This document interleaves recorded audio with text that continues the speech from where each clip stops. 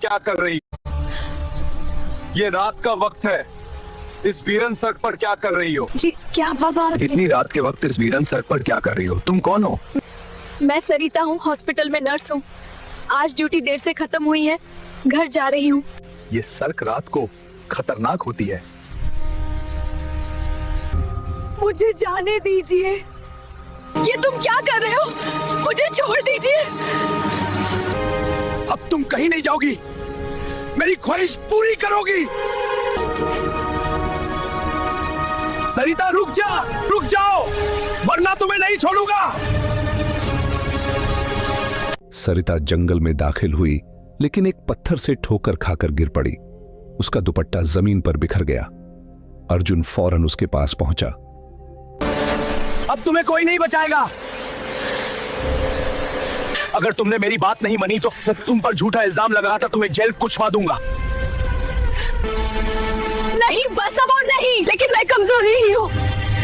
मैं तुम्हारी बात मान लूंगी, लेकिन मेरी एक शर्त है। बताओ, कौन सी शर्त? मैं एक विधवा औरत हूँ। मेरा शोहर मर चुका है, इस दुनिया में मेरा कोई नहीं। अगर तुम मुझे पाना चाहता हो तो मुझे अपने घर नौकरानी रख लो। मैं हमेशा के लिए तुम्हारी हो जाऊं। अर्जुन एक पल के लिए सोच में पड़ गया। ये औरत मेरी नौकरानी क्यों बनना चाहती है? लेकिन सरिता की खूबसूरती, उसका चमकता चेहरा और उसका हुस्न उसका दिल पिघला रहा था।